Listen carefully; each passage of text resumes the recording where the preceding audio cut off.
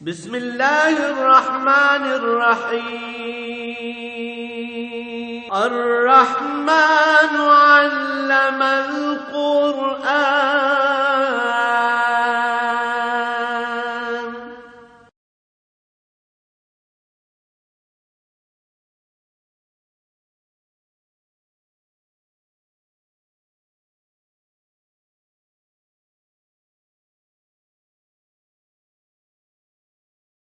الحمد للہ رب العالمین والصلاة والسلام علی حبیبہ محمد وآلہ وصحبہ اجمعین اعوذ باللہ من الشیطان الرجیم بسم اللہ الرحمن الرحیم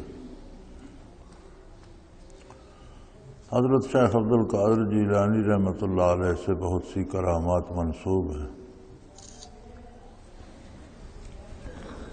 اور جو مشہور العام ہے وہ تو قصے کہانیاں ہیں، کرامات نہیں ہے۔ ولی کی کرامت ہوتی کیا ہے؟ نبی جو اللہ کا مبعوث ہوتا ہے اسے معجزہ عطا کیا جاتا ہے بطور نبوت کی دلیل اور شہادت کے۔ جب کفار سے مقابلہ آتا ہے وہ نبوت کا انکار کرتے ہیں یا نبوت کی دلیل مانگتے ہیں تو اللہ کا نبی وہ معجزہ بطور دلیل پیش فرماتا ہے۔ اور یہ ضروری نہیں کہ بعثت کے وقت سارے معجزات عطا کر دیے جاتے ہیں، کوئی بعثت کے وقت بھی عطا ہو جاتے ہیں، کچھ جب ضرورت پڑتی ہے اللہ کریم عطا فرما دیتے ہیں۔ ولی کی کرامت نبی کے معجزے کی فرع ہوتی ہے۔ نبی کو براہ راست اللہ کریم عطا فرماتے ہیں، ولی کو باتباع نبی معجزہ فعل اللہ کا ہوتا ہے، صادر نبی کے ہاتھ پر ہوتا ہے، اسے نبی کا معجزہ کہتے ہیں۔ ہوتا ہے اثبات حق کے لیے، محض عجائبات دکھانے کے لیے نہیں ہوتا، حق کو غالب کرنے کے لیے ہوتا ہے۔ ولی کی کرامت چونکہ معجزے کی فرع ہوتی ہے اس لیے ولی کی کرامت بھی احقاق کے حق کے لیے، یعنی حق کو حق ثابت کرنے کے لیے ہوتی ہے اور باطل کے مقابلے میں ہوتی ہے۔ تو کرامت کا یہ مطلب نہیں کہ محض عجائبات نظر آتے رہیں اور لوگ پیچھے لگ جائیں اور تماشا بن جائے، یہ مطلب نہیں ہوتا۔ شعبدے اور کرامت میں فرق یہی ہے کہ شعبدہ باز جو ہوتا ہے وہ جو کمال دکھاتا ہے وہ لوگوں کو مسخر کرنے کے لیے اور خود کو لوگوں میں بڑا بنانے کے لیے کرتا ہے۔ ولی کی کرامت جو ہوتی ہے وہ دین کے غلبے کے لیے ہوتی ہے اور باطل کو باطل ثابت کرنے کے لیے ہوتی ہے۔ تو کوئی ایسا کام جو عقل کو عاجز کر دے اور اسباب ظاہری سے ممکن نہ ہو کسی ولی کے ہاتھ پہ صادر ہو، اور تب صادر ہو جب کفر اسلام کا مقابلہ ہو تو اسلام کو غالب کرے، اسے کرامت کہتے ہیں۔ تو ہر عجیب بات کرامت نہیں ہوتی، بعض باتیں بڑی عام سی ہوتی ہیں، ہمیں ان کی سمجھ نہیں آتی تو ہم اسے کرامت کہہ دیتے ہیں۔ تو حضرت شیخ عبدالقادر جیلانی علیہ رحمت سے کرامات مشہور ہیں، صاحب کرامت بزرگ تھے۔ یہ جو بات عرف عام میں بہت مشہور ہے کہ آپ کا قدم مبارک قیامت تک آنے والے تمام اولیاء کی گردن پر ہے، یہ قیامت تک تو کسی نے بات میں گھسیڑ دیا، قیامت تک کی بات نہیں، ان کے زمانے میں جو مراقبات ان کے تھے وہ انہی کے تھے، کسی دوسرے کو نصیب نہیں تھے۔ ان کے عہد میں جو مراقبات ان کے تھے وہ انہی کو نصیب تھے اور ان کے مقابلے میں شاید اس زمانے میں کسی کو نصیب نہیں تھے۔ مجھے صحیح یاد نہیں ہے لیکن عالم حیرت، عالم امر کے کسی دائرے میں ان کا وصال ہوا اور یہ بہت بلند مقام ہے۔ سارے عرش گزر کر عالم خلق ختم ہو کر عالم امر شروع ہوتا ہے۔ تو اس وقت یہ بات درست ثابت ہوتی تھی کہ ان کے برابر مراقبات اور کسی میں نہیں ملتے، کتابوں میں بھی کوئی ایسا تذکرہ نہیں ملتا، اور دوسرے ذرائع سے بھی یہ پتہ چلتا ہے کہ ان کے منازل کا کوئی ولی اللہ اس وقت ان کے زمانے میں نہیں تھا۔ قیامت تک تو اللہ کی بڑی مخلوق آئے گی، اور نبی علیہ الصلوۃ والسلام سے عرض کی گئی کہ یا رسول اللہ آپ کی امت تو قیامت تک چلے گی، تو ان میں اگلے لوگ، آپ کے قریب والے لوگ، زیادہ قریب والے یا آپ سے نزدیک تر والے لوگ بہتر ہوں گے، یا بعد میں آنے والوں میں بھی کوئی اچھے لوگ ہوں گے؟ تو حضور علیہ الصلوۃ والسلام نے فرمایا کہ میری امت کی مثال اس بارش کی ہے جو جم کر برستی ہے، کبھی تیز ہوتی ہے کبھی آہستہ ہوتی ہے، لیکن جب بارش ختم ہوتی ہے تو ہر طرف جل تھل ہو جاتا ہے، بندہ اندازہ نہیں کر سکتا کہ جو پہلے برسی وہ زیادہ تھی، جو بعد میں برسی وہ زیادہ تھی۔ مراد حضور کی غالباً یہ تھی کہ ہر طرح کے لوگ ہر زمانے میں ہوتے رہیں گے۔ قرآن کریم نے بھی 3 درجے بیان کیے ہیں، بہت اعلیٰ بلند درجے والے، پھر اصحاب راست دائیں ہاتھ والے، اور پھر تیسرا درجہ نافرمانوں کا بائیں ہاتھ والے۔ تو پہلے درجے میں فرمایا سلۃ من الاولین وقلیل من الآخرین، کہ پہلے درجے میں بھی گروہ در گروہ صحابہ، تابعین، تبع تابعین، پہلے طبقے کے لوگ ہوں گے، لیکن کچھ لوگ آخر زمانے کے بھی ہوں گے جو اس پہلے درجے میں پہنچے۔ تو جب تک اللہ کی کائنات، یہ دنیا، یہ نظام باقی ہے، ساری چیزیں چل رہی ہیں، ہر شخص اپنے عہد میں ہوتا ہے۔ جیسے حضرت مریم کے لیے فرمایا گیا کہ آپ کائنات کی عورتوں میں افضل ترین ہیں، تو وہ بھی علماء کرام اور مفسرین کرام لکھتے ہیں کہ ان کے عہد کے متعلق تھا، ورنہ بعد میں تو ازواج مطہرات بھی آئیں، نبی کریم صلی اللہ علیہ وسلم بھی مبعوث ہوئے، اور ہر زمانے کی بات ہوتی ہے۔ تو یہ بات حضرت کے بارے بھی حضرت کے زمانے کی ہے۔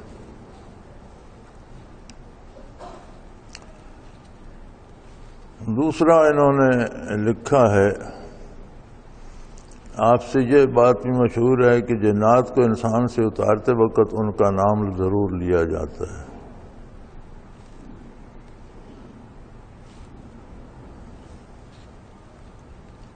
مجھے بڑا تجربہ ہوا، اور بے شمار لوگ اس مرض کے اب بھی آتے ہیں، اور بڑے بڑے تماشے بھی ہوئے۔ تو مجھے تو جب سابقہ پڑا ہے کسی جن والے سے، تو جن کو ڈانٹا ڈبکا ہے، بلکہ بعض اوقات بکواس بھی کیے ہیں کہ دفع ہو جاؤ، یہ کرو، اس کے بعد پھر نہیں آیا، پتہ نہیں کون کس کا نام لیتا ہے۔ یہ جو پیشہ ور بنے ہوتے ہیں جنات کا کاروبار کا، یہ تو خود ان میں تو میرا خیال ہے ایمان بھی کوئی نہیں ہوتا، اور ان کا سارا روزگار کا ذریعہ ہوتا ہے، اور اس طرح کے غیر مستند بکواسات کرتے رہتے ہیں۔ تو یہاں تو بڑے بڑے تماشے ہم نے دیکھے، لوگوں کو جنات کی تکلیف ہوتی تھی۔ ایک بڑا مشہور واقعہ ہے، دسمبر کے دن تھے، سخت سردی تھی، اور میری اس ٹانگ میں کچھ درد بھی تھا۔ تو یہاں منارے کا ایک لڑکا تھا، ابھی زندہ ہے وہ، اسے جن پکڑتے تھے، 1-2 دفعہ میرے پاس آیا، تو میں نے کہا آج یہاں بیٹھو، نماز روزہ کرو، اللہ اللہ کرو، ٹھیک ہو جاؤ گے۔ وہ کہنے لگا مجھ سے نمازیں نہیں پڑھی جاتی، نہ مجھ سے اللہ اللہ ہوتی ہے، ویسے ہی مجھے ٹھیک کر۔ میں نے کہا ویسے مجھ سے ٹھیک نہیں ہوتے، جاؤ۔ پھر ایک بہت بڑا جنات کا عامل ہوتا تھا جیل میں، میں نے اسے کہا، وہ آ گیا، 2-3 دن اس کے ساتھ لگا رہا، پتہ نہیں کیا کرتا رہا، دم چھو رات دن کرتا رہا، اور تیسرے دن وہ چلا گیا۔ تو میں دوپہر کو برآمدے میں بیٹھا تھا، تو اس لڑکے کا والد آیا، اس کے پاس 5 روپے تھے، 5 روپے کا نوٹ تھا، ان دنوں 5 روپے کی بھی قیمت ہوتی تھی۔ تو میں نے کہا بھئی یہ آپ لے لیں۔ میں نے کہا میں کیا کروں گا اسے، کیوں اٹھایا 5 روپے؟ تو کہنے لگا جی وہ عامل جو آیا تھا وہ چلا گیا اور جاتے وقت ہم نے اسے 100 روپیہ دیا تھا، تو ابھی میرے بیٹے پر جن آیا تو اس نے ہمیں 105 روپے دیا۔ اور اس نے کہا تم نے 100 روپیہ کیوں دیا تھا؟ وہ بس میں جا رہا تھا نورپور کے قریب، میں اس کی جیب سے 100 نکال لایا ہوں، میں تو وہی ہوں، مجھے نکالا تو ہے نہیں، تو یہ 100 کس کا لے کر جا رہا؟ تو غلطی سے اس کے ساتھ اس کے 5 روپے بھی آ گئے، وہ 100 اس طرح دو رہا تھا، اس میں 5 اس کے بھی تھے، تو وہ میں نکال رہا ہوں، یہ 100 تم اپنا رکھ لو اور یہ 5 حضرت کو دیا، انہوں نے اس کو بلایا تھا تو یہ 5 واپس کرو۔ میں نے کہا جب جیلم جا کر دیا مجھے میرے گلے کیوں ڈالتے؟ بہرحال وہ وہاں 5 چھوڑ کر چلا گیا۔ تو وہ اس کو لڑکے کو پکڑ لیتے تھے، باہر بھگا لے جاتے تھے۔ بہت بلند پہاڑی ہے ہمارے گاؤں کی، نیچے پیچھے بہت بڑی گہری ویلی ہے، وہ اوپر سے پکڑنے جاتے تو اس کی آواز نیچے سے آتی، اسے اٹھا کر نیچے لے جاتے، وہ نیچے گرتے پڑتے نیچے پہنچتے تو وہ اوپر ہوتا، اس طرح ان سے تماشا بنا رہتا۔ وہ چلتا رہا۔ ایک دن سردیوں کی شام کو انہوں نے پکڑا، بھگا کر رات 9-10 بجے تک انہیں خراب کرنے کے بعد وہ ایک پہاڑی کی چوٹی پر اسے لے گئے، ایک چٹان سی تھی اس پر رکھ دیے۔ یہ جو سڑک جاتی ہے سڑک کے کنارے وہ چٹان ہے، منارہ گاؤں سے نیچے اترے تو تنگ موڑ ہیں، ان کے ساتھ اوپر چٹان نظر آتی، اس چٹان پر رکھ دیا۔ اور جنات متمثل ہو سکتے ہیں، اگر وہ چاہیں تو عام آدمی کو بھی نظر آ سکتے ہیں۔ تو انہیں جنات، عورتیں، مرد، بچے نظر آتے، بہت سے وہاں تھے، اور وہ چھریاں تیز کر رہے تھے کہ ہم اس کو ذبح کریں گے، تم گھر سے جاؤ، کچھ چارپائی وغیرہ لے آؤ اور لاش لے جانا۔ منارے اڈے پہ رات گئے تک ہوٹلوں پہ لوگ بیٹھے رہتے ہیں، کوئی تاش کھیل رہا ہوتا ہے، کوئی چائے پی رہا ہوتا ہے، کوئی گپے ہانک رہا ہوتا ہے، وہ سارے ہوٹلوں والے بھی چلے گئے، گاؤں کے بہت سے لوگ بھی چلے گئے۔ انہوں نے اس وقت تو بجلی نہیں تھی، گیس جلائے ہوئے تھے ہوٹلوں والے، وہ گیس بھی اٹھا کر وہیں لے گئے۔ تو نیچے انسانوں کا ہجوم ہو گیا، اوپر چٹان پر جنات کا۔ بسیں گزر رہی تھیں، کوئی بسیں بھی رکی شکی، تو جنات نے پکار کر انہیں کہا بسوں والوں کو کہ تم نکل جاؤ، تمہارا کوئی لینا دینا نہیں ہے۔ تو تماشا بن گیا۔ میں لیٹا ہوا تھا اپنے کمرے میں اور لیمپ رکھا ہوا تھا، سرہانے مطالعہ کر رہا تھا، رضائی لی ہوئی تھی، ٹانگ میں درد تھا۔ تو کسی نے دروازہ کھٹکھٹایا، باہر گیٹ، ہمارے گیٹ پہ دستک کوئی نہیں دیتا، بند ہو گیا تو مطلب ہے بند ہو گیا، پھر کھلے گا تو بات ہوگی۔ تو کسی نے دستک دی، بڑی عجیب بات لگی، ملازم نے دروازہ کھولا، وہ بندہ اندر آ گیا، میری اہلیہ کا رشتہ دار تھا، اس نے شور شار مچایا، بی بی نے اندر کا دروازہ بھی کھولا، تو وہ بڑا پریشان ہو جی وہ ہمارے بچے کو ذبح کر دیں گے۔ تو وہ میرے پاس نہیں آئی۔ میں نے کہا یار مجھے تو تکلیف ہے، درد بھی ہے، طبیعت بھی ٹھیک نہیں، سردی سخت ہے، چلنے میں بھی دشواری ہے، تو تم جاؤ میری طرف سے انہیں کہنا کہ وہ کہہ رہے ہیں چھوڑ دو، وہ چلے جائیں۔ تھوڑی دیر ہوئی پھر آ گیا۔ پھر کیا ہے بھائی؟ وہ جی میں گیا تھا، مجھے لوگ آگے نہیں جانے دیتے۔ میں کہا تم لوگوں کی طرف کیوں گئے تھے؟ تم سیدھے جنوں کی طرف جاتے، انہیں کہتے کہ چھوڑ کے چلے جاؤ، چلے جاتے، تم لوگوں کی طرف گئے، مجھے لوگ کہتے تھے تمہیں بھی مار دیں گے۔ وہ خیر کھپ شپ ڈالی اس نے، مجھے جانا پڑا۔ تو لوگ آگے کھڑے، درمیان سے ایک راستہ سیدھا جاتا ہے، وہ میرے ساتھ تھا۔ اس راستے پہ تھوڑا قریب ہم گئے تو آگے سے شور آیا، کون ہے ادھر، کیوں رہا ادھر، چلے جاؤ۔ مجھے بڑا غصہ ہے، میں نے کہا تمہاری ایسی تیسی کنجرو، دنیا کو مصیبت میں ڈال رکھا ہے، بے غیرت، بھاگ جاؤ تمہاری ایسی۔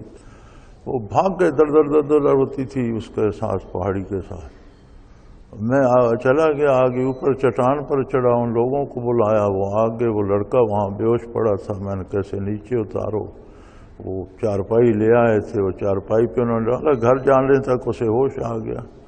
وہ دن اور آج کا دن نہ اس نے نماز پڑھی ہے، نہ اسے جنہوں نے پکڑا ہے، کوئی نہ کسی کا نام لیا ہے، نہ کوئی کلام پڑھا تھا، نہ کوئی دم کیا تھا۔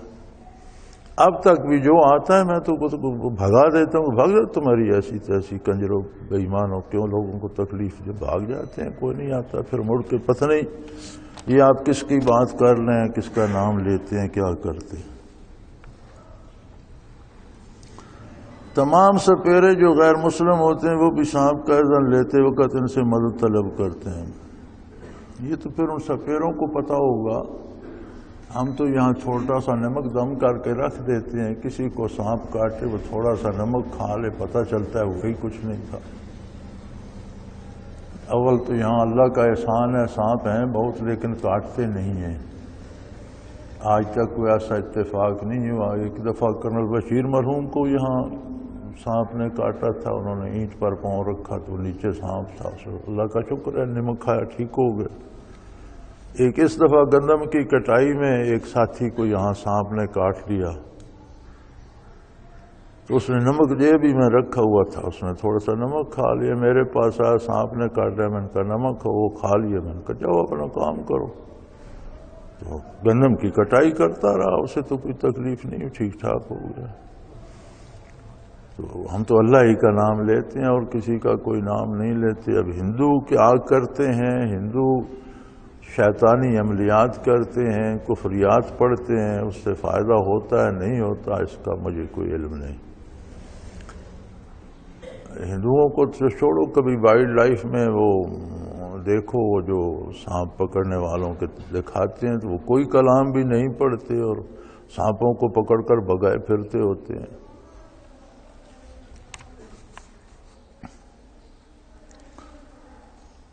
تمام جادوگر اور ساحر بھی آپ کی شبیہ مبارک کا فوٹو استعمال کرتے ہیں۔ جادوگر اور ساحر جو کرتے رہے انہوں نے تو برائی کرنی ہے، کفر ہی کرنا ہے، کفریہ کلمات ہی کہنے ہیں۔ بھئی جادوگر یا ساحر کا کہا کیا دلیل ہوتا ہے؟ سحر خود حرام فعل ہے اور کفریہ کلمات ہوتے ہیں، اس میں کوئی شیطان کے سکھائے ہوئے کلمات ہوتے ہیں جن کا مفہوم جادوگر کو بھی نہیں آتا، اور وہ سارا کفر ہوتا ہے۔ اور جہاں تک شیطان کا بس چلتا ہے وہاں تک وہ ان کی مدد کرتا ہے، جہاں اس کا بس نہیں چلتا وہاں وہ جادو بھی اثر نہیں کرتا۔ تو یہ جادو وغیرہ یہ ایک الگ شعبہ ہے اور یہ سارا کفریات کا حصہ ہے، اس میں کوئی اچھی بات نہیں ہے۔ لوگ قربانی نہیں کرتے، ان کی جگہ 11ویں شریف کی نیاز کرتے ہیں۔ یہ لوگوں کا فیصلہ ہے میاں، قربانی تو اللہ نے واجب فرمائی ہے ان لوگوں پر جو حج پر جاتے ہیں اور وہ قربانی کرتے ہیں، اور یہ نعمت بطفیل نبی کریم ساری امت کو عطا کر دی گئی کہ جو حج پر نہیں جا سکتا وہ کم از کم قربانی کی سعادت سے تو بہرہ ہو۔ قربانی کا مفہوم میں جانور ذبح کرنا نہیں ہے، لَن يَنَالَ لَحُومَهَا وَدِمَاؤُهَا، جانوروں کا گوشت اور خون اللہ کو نہیں چاہیے کہ وہ اللہ کی بارگاہ میں گوشت پہنچ جاتا ہے یا اللہ خون بہانا چاہتا ہے، ایسی بات نہیں، بلکہ وہ کیفیات قلبی اللہ کی بارگاہ میں مقبول ہوتی ہیں جو قربانی کرتے وقت ہوتی ہیں۔ قربانی کیا تھی؟ کامل اتباع کا اظہار تھا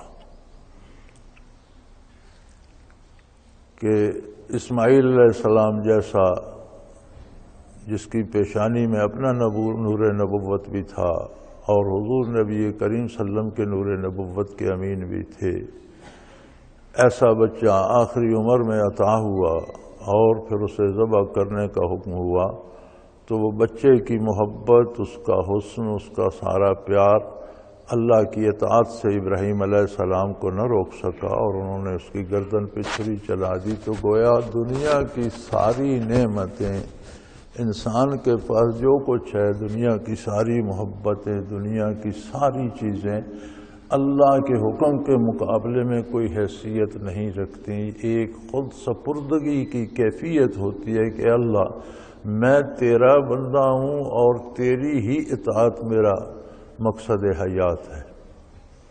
تو یہ ایک بہت بڑی سعادت ہے. تو اللہ کریم نے تمام امت کو اس میں شریک فرما دیا. وہ تو پہلے نبی کریم صلی اللہ علیہ وسلم. تو اگر کوئی نہ کر سکے قربانی تو کوئی جرم نہیں ہے. ضروری ان کے لیے ہے جو حج کرتے ہیں، ان پہ واجب ہو جاتی ہے. دوسرا کوئی کرتا ہے تو وہ اس کیفیت میں ہر نیک عمل کے اپنے انوارات اور کیفیات ہوتی ہیں. تو جب ابراہیم علیہ السلام نے سگے بیٹے کی قربانی کی تو ایک تو ان کے بدلے جنت سے دمبا بھیجا گیا. یہ اعزاز ہے ان کا کہ عند اللہ ذبی اللہ کی اور خلیل اللہ کی عظمت کتنی ہے. دوسرا اس پر جو رحمتیں متوجہ ہوئیں، وہ انوارات اور برکات جو رحمت الہی کے اس کیفیت پر ابراہیم علیہ السلام پر اور اسماعیل علیہ السلام پر وارد ہوئے، اس کا کوئی حصہ، کوئی عشر عشیر کسی قربانی کرنے والے کو بھی نصیب ہو جائے. قربانی کا مقصد یہ ہے کہ جب وہ جانور ذبح کرتا ہے تو اس پر ایک کیفیت کامل اطاعت الہی کی ہو اور کرم الہی کی کوئی چھینٹ اس پر بھی پڑ جائے. اب یہ 11ویں شریف اور 13ویں شریف اور 40واں شریف یہ اسلامی احکام نہیں ہے، یہ معاشرے کی رسومات ہیں، اور رسومات احکام شرعی کا متبادل نہیں ہو سکتے. کل کو کہیں میں نماز نہیں پڑھتا اور میں جلسہ کرا دوں گا تو وہ جلسہ جو ہے خواہ وہ شرعی بھی ہو، اس میں دین کی تبلیغ بھی ہو، سارا نیکی پر مبنی ہو، لیکن وہ نماز کا متبادل تو نہیں ہو سکتا. تو 11ویں شریف تو اس کی اصل ہی کوئی نہیں ہے، تو پیر صاحبان نے کھانے پینے کے لیے بنا لی ہیں اور وہ تماشا کرتے رہتے ہیں. اس میں ان کے لیے پیسے جمع ہو جاتے ہیں، بوریاں کی بوریاں نوٹوں کی لے جاتے ہیں، تو لوگوں کو لگائے رکھتے ہیں. گھر سے تو دیتے کچھ نہیں، لوگوں کو کہتے ہیں تم دے دو تمہیں ثواب ملے گا. وہ ثواب ہے تو گھر سے بھی کچھ دو، سارا جمع کر کے غرباء میں بانٹ دو. تو پیر صاحب کے تو لے کر ثواب ملتا ہے اور مریدوں کو دے کر ثواب ملتا ہے. یہ ایک نرالا فعل ہے. تو یہ کاروباری دھندے ہیں لوگوں کے، ان کا دین سے کوئی تعلق نہیں. تو ویسے اس لحاظ سے یہ بدعتی بڑے اچھے لوگ ہیں کہ پیروں کو مزے بڑے کراتے ہیں.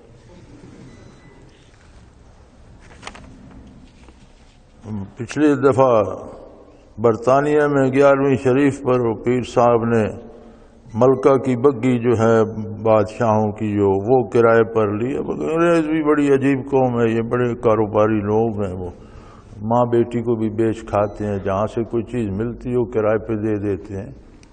50,000 پاؤنڈ میں انہوں نے شاہی بگی کرائے پہ دے دی اور اس میں پیر صاحب بیٹھے. اس کے آگے وہ سارا وہ تھا ان کا جو ملکہ کے ساتھ سکارڈ ہوتا ہے، گھوڑ سوار اور سپاہی، یہ وہ، اور پیر صاحب بیٹھے تھے اور پیچھے مرید سڑکوں پہ دھکے کھاتے جاتے تھے. پیسے سارے مریدوں نے، یہ بگی کے جھوٹے پیر صاحب لے رہے تھے اور یہ اعلان کر رہے تھے کہ اگلے سال ہیلی کاپٹر بھی کرائے پہ لیں گے، وہ اوپر سے پھول برسا. اب اس سال وہ یہ بھی کریں گے.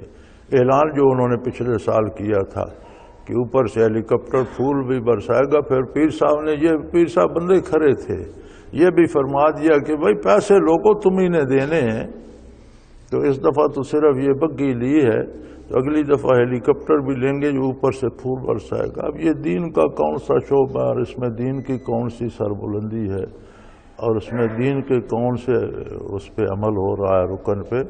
تو یہ ساری کھانے پینے کی باتیں ہیں، دکانداری ہے. جو چیز جتنی قیمتی ہوتی ہے اس کی اتنی نقلیں بنائی جاتی ہیں، وہ بک جاتی ہیں، پیسہ آتا ہے. دین اللہ کی امانت ہے اور دنیا میں سب سے قیمتی چیز دین ہے. ساری دنیا بھی قربان کرنی پڑے تو دین کے ایک رکن پر کی جا سکتی ہے، وہ رکن نہیں چھوڑا جا سکتا، کیونکہ دنیا کی کوئی قیمت دین کے مقابلے میں پرے کافی بھی نہیں ہے. تو لوگوں نے دین کے بدلے دنیا جمع کرنے کے بہانے بنا لیے ہیں، تو دیگیں پک رہی ہیں 11ویں گراج شریف کون سا رکن ہے بھائی؟ کیا نبی کریم صلی اللہ علیہ وسلم کرتے تھے؟ کیا صحابہ کرام کرتے تھے؟ دین تو موروثی آیا نا، توارث سے آیا۔ کیا تابعین تبع تابعین کرتے تھے؟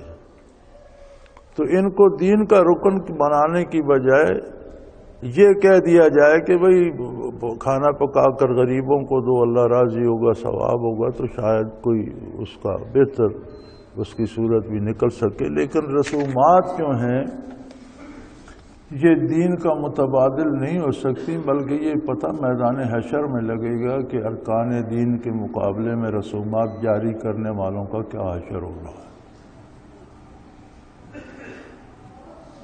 کوئی ایسا فعل جو حضور سے، صحابہ سے، متقدمین سے ثابت نہ ہو،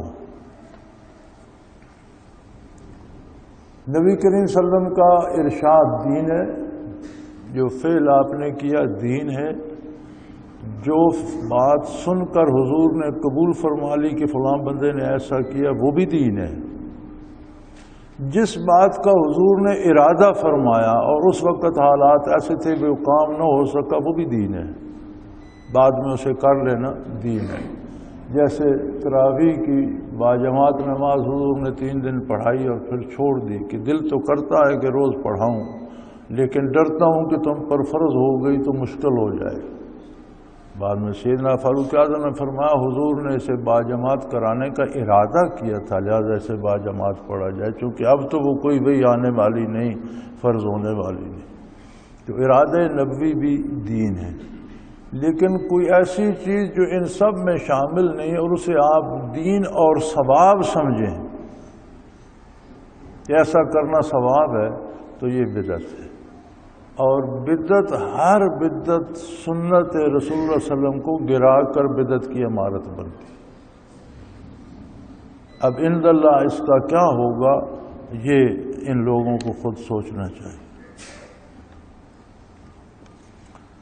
موجودہ بینکنگ نظام جیسا کہ میزان بینک یا بینک ہیں وہ درست ہے یا نہیں؟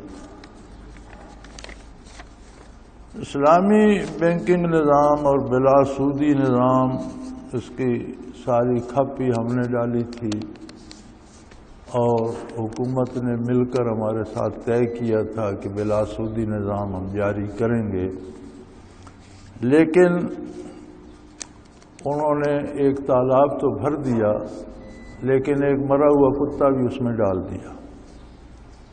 اب اصول یہ ہے کہ آدھے سے زیادہ یعنی 50 سے زیادہ 51% یا کچھ حصہ نیشنل بینک کا ہوتا ہے،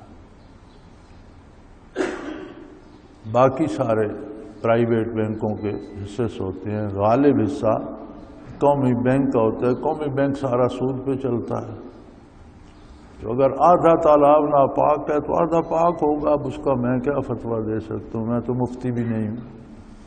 لیکن ان بینکوں کے جو ذمہ داران یا ان میں کام کرتے ہیں، ساتھی بھی بہت سے ہیں جو ان میں کام کرتے ہیں، تو میں نے ان سے پوچھا، جو میں نے کہا، وہ کہتے ہیں جی ہمیں بھی نیشنل بینک کی فیصلہ کر کے دیتا ہے کہ اس سال اتنے % منافع دے دو، اس سال اتنے، کبھی 2 روپے بڑھا دیتا ہے، کبھی 2 کم کر دیتا ہے، ہم مجبور ہیں ویسا ہی کرتے ہیں۔ تو یہ اس پر اندر تو کالا کیا، اوپر چونا لگا ہوا ہے، اسلامی کے لیبل لگے ہوئے ہیں، جو میری تحقیق ہے۔ تو میرے پاس بھی سارے وہ آتے ہیں اسلامی بینکوں والے، جو ہمارا اسلامی نظام ہے، آپ ہمارے ساتھ رکھیں اپنا اکاؤنٹ۔ یار میں تو اس سے باز رہا، میں تو بینکنگ والے میں نہیں گھستا، آپ جانیں آپ کا کام۔ تو نام تو ان کے اسلامی ہیں لیکن کام ان کے غیر اسلامی ہیں، جو میری تحقیق ہے۔ اس سے زیادہ کسی کی اچھی تحقیق ہو تو اپنی تحقیق کے مطابق عمل کرے۔ میری معلومات ہیں، جو میری معلومات یہی ہوتی ہیں اخبار ٹی وی یا پھر ساتھیوں سے مل کر جو پتہ چلتا ہے۔ ایک مسئلہ جو ساتھیوں کو پیش آتا ہے کہ جب یہ بینکنگ کا نظام ہی سودی ہے تو اس میں ملازمت کیسی ہے، تو وہ میں ساتھیوں کو کہا کرتا ہوں کہ آپ ملازمت کرتے رہیں، بینک سے سود نہ لیں، سود پر قرضہ نہ لیں، سود دیں نہیں بینک کو اور سود لیں بھی نہیں۔ ملازمت چونکہ مجبوری ہے، پورے ملک کا نظام ایسا، ایک بندہ تو اسے بدل نہیں سکتا۔ یہودیوں کا معاشرہ سارا سودی تھا، لیکن صحابہ کرام اپنی مزدوری کرتے تھے، ان سے اجرت اپنی مزدوری کی لے لیتے تھے۔ تو ایک مجبوری ہے کہ پورے ملک کا نظام ہے، اب ایک پڑھا لکھا بچہ بے روزگار نہیں بیٹھ سکتا تو کرے نوکری، اور کوئی مل جائے تو بہت اچھا ہے، لیکن مجبوراً کرنی پڑے تو جب تک نظام نہیں بدلتا کرو، اللہ بدلے گا تو بہتر ہو جائے گا۔ الحمدللہ رب العالمین والصلاة والسلام علی حبیبہ محمد وآلہ وصحبہ اجمعین۔ اعوذ باللہ من الشیطان الرجیم، بسم اللہ الرحمن الرحیم۔ وقال الذی اشتراہ من مصر لامرأتہ اکرمی مثواہ عسیٰ ان ینفعنا او نتخذہ ولدا وکذالک مکننا لیوسف فی الارض لنعلمہ من تعویل الاحادیث واللہ غالب علی امرہ ولکن اکثر الناس لا یعلمون۔ اللہم سبحانک لا علم لنا الا ما علمتنا انک انت العلیم الحکیم۔ مولاي صل وسلم دائما ابدا علی حبیبک خیر الخلق کلہم۔ بالآخر جی قافلے والے یوسف علیہ السلام کو لے کر مصر پہنچ گئے۔ تو یہ جو تجارتی قافلے ہوتے تھے ان کا ایک انداز ہوتا تھا، یہ جب کسی شہر پہنچتے تو شہر کے باہر کیمپ لگا دیتے، پھر 2-3 دن بڑی شہرت کرتے کہ ہمارے پاس وہ مال بھی ہے، وہ بھی ہے، وہ بھی ہے، فلاں وقت کو بازار لگے گا، فلاں وقت کو کھولا جائے گا، تو خوب چرچا کرتے۔ 1-2 دن اس پراپوگنڈے کی نظر ہو جاتے، پھر جب وہ اپنا بازار لگاتے تو شہر امڑ پڑتا، بے شمار گاہک آ جاتے، کوئی دیکھنے آتا تو وہ بھی کچھ نہ کچھ خرید کے لے جاتا، کوئی گھر سے ہی خریدنے کے ارادے سے نکلتا، تو یوں ان کا مال بک جاتا تو پھر وہاں سے نیا خرید کے آگے چل دیتے۔ تو جب یہ پہنچے تو ان کے پاس تو یوسف علیہ السلام تھے، انہوں نے بڑا ڈنڈورا پیٹا، جی ہمارے پاس ایک غلام ہے بیچنے کے لیے، لیکن اس کی نظیر دنیا میں نہیں ملتی، بہت خوبصورت ہے، کوئی اس کی قیمت دے نہیں سکتا۔ اتنا پراپوگنڈا انہوں نے کیا کہ شاہی محل تک بھی شور پہنچا۔ پھر آخر بازار سج گیا، یوسف علیہ السلام کو بکنے کے لیے بٹھا دیا گیا۔ بڑے بڑے دولت مندوں نے، بڑے بڑے عمراء نے بڑی بڑی بولیاں لگائیں، لیکن وہ دینے کو تیار نہیں تھے۔ آخر عزیز مصر نے خرید لیا۔ مفسرین کرام لکھتے ہیں کہ بادشاہ عمالقہ میں سے تھا، اور یہ عزیز مصر جو تھا یہ اس کا وزیر تھا یا نائب تھا، لیکن امور سلطنت سارے یہی انجام دیتا تھا۔ تو بادشاہ تو ایک طرح سے سرپرست یا سربراہ یا مالک تو تھا، لیکن سارا نظام یہی چلاتا تھا۔ تو اس نے خریدا۔ مفسرین نے لکھا ہے کہ اس نے ان کے وزن کے برابر سونا دیا، ان کے وزن کے برابر مشک دیا، اور ان کے وزن کے برابر ریشمی کپڑا دیا۔ تو یہ قیمت لگی یوسف علیہ السلام کی بازار مصر میں۔ تو وہ خرید کر گھر لایا۔ زلیخا اسی عزیز مصر کی بیوی تھی۔ 7 سال کی عمر یوسف علیہ السلام کی تھی جب والد گرامی سے جدا ہوئے۔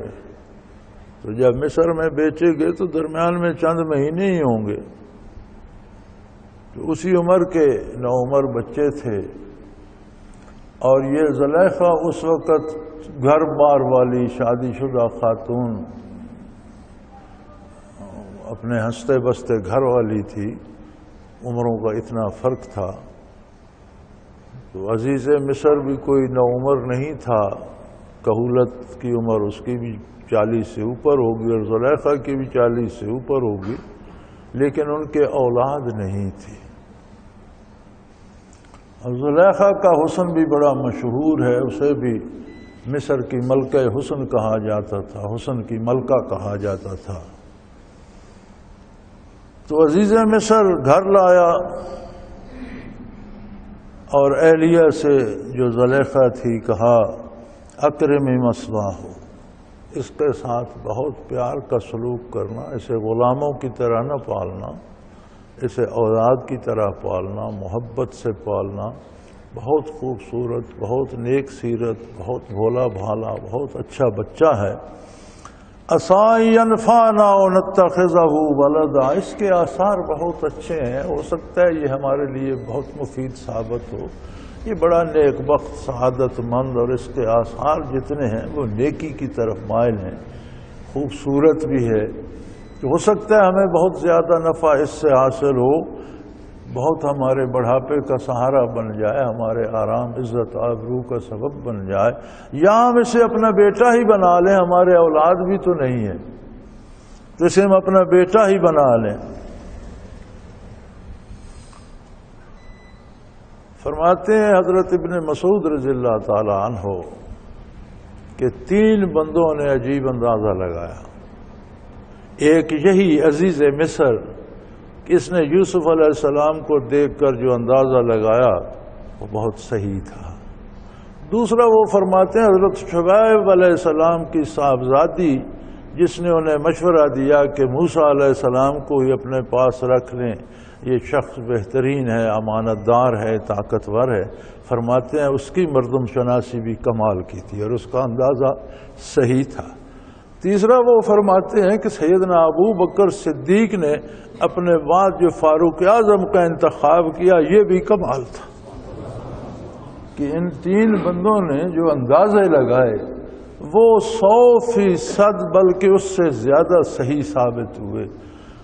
حضرت شعیب علیہ السلام کی صاحبزادی کا اندازہ بھی بہت درست نکلا، عزیز مصر کا اندازہ بھی بہت درست نکلا، اور سیدنا صدیق اکبر کا اندازہ بھی بہت ہی مناسب، بہت ہی درست، صحیح ترین نکلا کہ یہ 3 اندازے جو لگائے گئے مردم شناسی کے یہ قابل رشک تھے۔ اللہ کریم فرماتے ہیں بظاہر یوسف علیہ السلام تکلیف میں ڈالے گئے، کنویں سے نکلے، غلام بنائے گئے، بازار میں بولیاں لگیں، بیچے گئے، عزیز مصر نے خرید لیا، لیکن یہ سارا ظاہری کام تھا۔ اصل کیا تھا؟ وَكَذَلِكَ مَكَنَّا لِيُوسُف، یہ تو ہم نے سارے اسباب ظاہری بنائے، ما حصل اور نتیجہ یہ تھا کہ ہم نے یوسف کو مصر میں پہنچا دیا اور ٹھکانہ اور بہترین جگہ عطا کر دی۔ جس سبب بھی پہنچے، مصر پہنچے، شاہی محل میں ان کی رہائش ہو گئی، شاہی پرورشگاہ میں ان کی تربیت ہونے لگی، خدام، نوکر، آرام سب کچھ، اور ایک تربیت جو ہے وہ بادشاہی سطح کی انہیں نصیب ہو گئی۔ کذالک مکننا لیوسف، اس طرح سے ہم نے یوسف علیہ السلام کو سرزمین مصر میں جگہ دی۔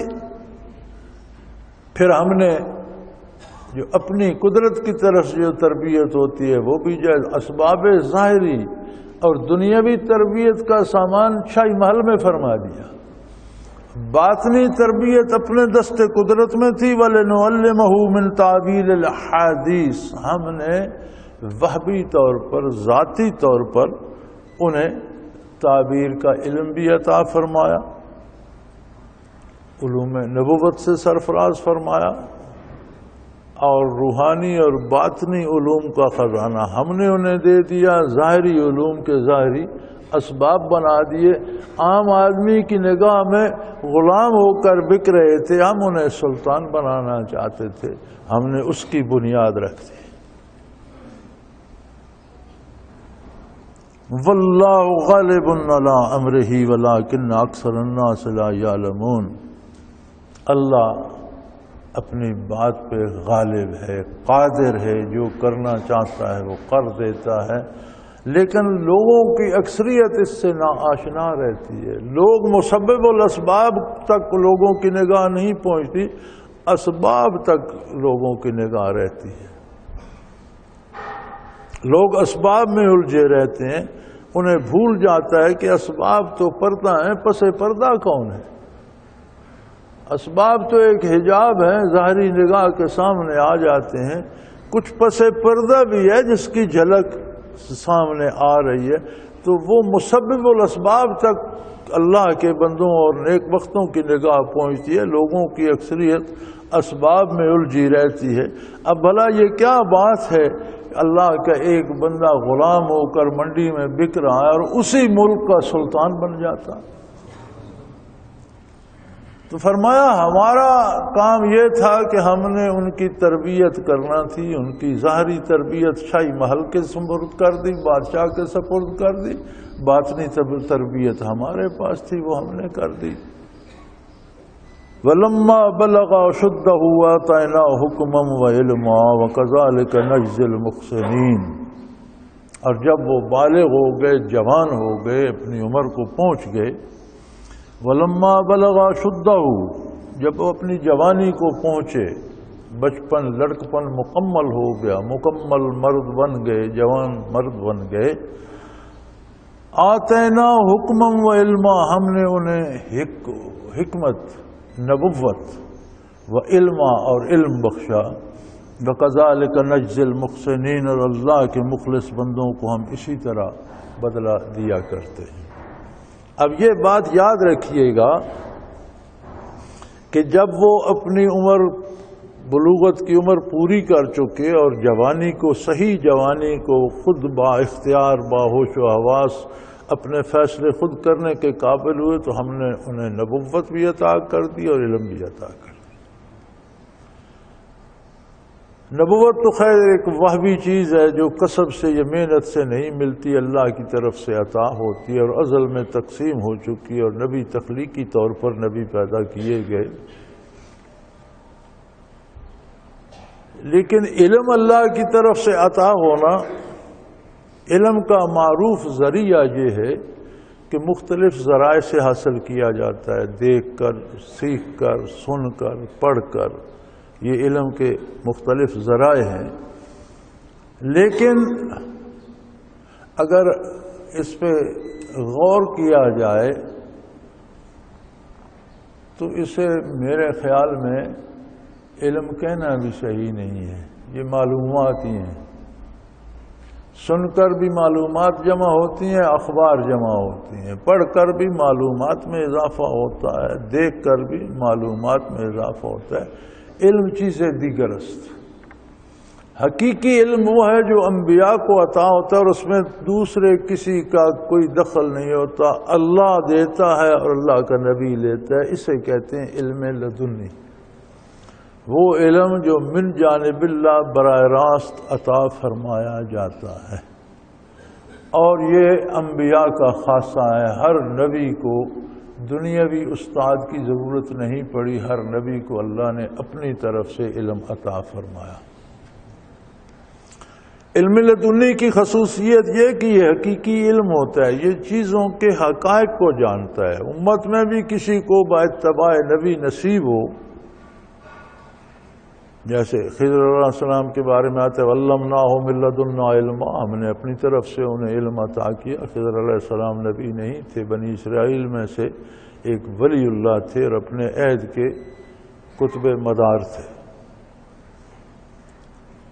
اب وہ دنیا سے رخصت ہو چکے ہیں اور بعض اہل اللہ ان منازل بالا میں پہنچ جاتے ہیں جہاں وصال کے بعد ان کی روح ملکوتی شکل اختیار کر جاتی ہے، فرشتے کی شکل اختیار کر جاتی ہے. اور جس طرح دوسرے فرشتے کائنات میں ڈیوٹیاں سر انجام دیتے ہیں، اللہ مالک الملک ان کی بھی کوئی ذمہ داری لگا دیتے ہیں، اور اس طرح خضر علیہ السلام کی ذمہ داری اس ضمن میں ہے ان کی روح بھی بعد از وصال ملکوتی شکل اختیار کر گئی۔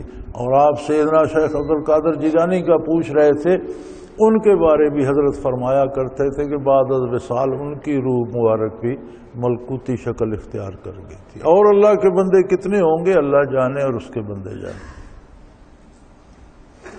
تو یہ علم جو من جانب اللہ انبیاء کو عطا ہوتا ہے اور با اتباع نبی ان کے خاص خاص امتیوں کو عطا ہوتا ہے، اسے علم لدنی کہتے ہیں۔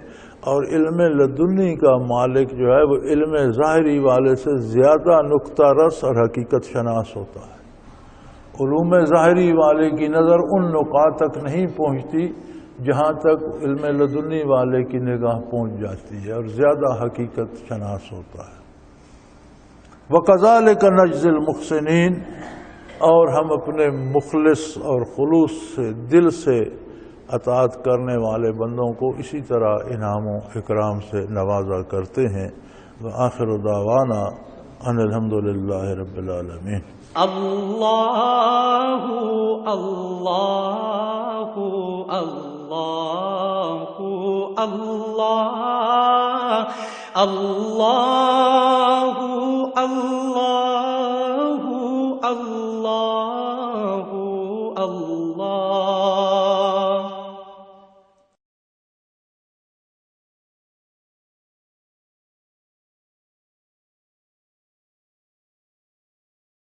سال سے قرآن و حدیث کے اوپر خطابات کر رہے ہیں اور سلسلہ نقشبندیہ اویسیہ کے مطابق لوگوں کو ذکر الہی کی تربیت دے رہے ہیں۔ وہ قرآن پاک کی تفسیر ترتیب وار بیان کر رہے ہیں۔ تفسیر قرآن کو وہ موجودہ ملکی اور بین الاقوامی حالات کے مطابق بیان کرتے ہیں۔ موٹر وے سے کلر کہار کے انٹرچینج سے نکلتے ہوئے، کلر کہار کی جھیل سے ہوتے ہوئے، میانی، بوچھال اور نور پور سے گزرتے ہوئے دارالعرفان منارہ پہنچ سکتے ہیں۔ حضرت امیر محمد اکرم آوان نے بچیوں اور بچوں کی دینی اور دنیاوی تعلیم کے لیے سقارہ اکیڈمی کے نام سے ایک درسگاہ بھی قائم کی ہے، جس کا افتتاح ملک پاکستان کے صدر جنرل محمد ضیاء الحق نے اپنے دست مبارک سے کیا تھا۔ وہ تمام احباب جو اسلام کی طلب رکھتے ہیں ان سے گزارش ہے کہ دارالعرفان منارہ ضلع چکوال میں امیر محمد اکرم آوان صاحب کے خطابات سے مستفید ہوں۔ وہ ہر جمعے کو نماز سے پہلے بیان فرماتے ہیں۔ ہر ماہ کی پہلی اتوار کو ماہانہ اجتماع ہوتا ہے جس میں آپ خصوصی خطاب فرماتے ہیں اور پاکستان کے چاروں صوبوں سے احباب اس اجتماع میں شرکت کرتے ہیں۔ اس کے علاوہ یہاں سال میں 2 مرکزی اجتماعات بھی ہوتے ہیں، ایک رمضان المبارک میں اعتکاف کا اجتماع اور دوسرا جولائی اور اگست میں 40 دن کا اجتماع ہوتا ہے جس میں روحانی تربیت کی جاتی ہے۔ اپنا خون سیماب دے کر اتنا ہم کر جائیں گے، نام آقا کا چمن میں پھر رقم کر جائیں گے۔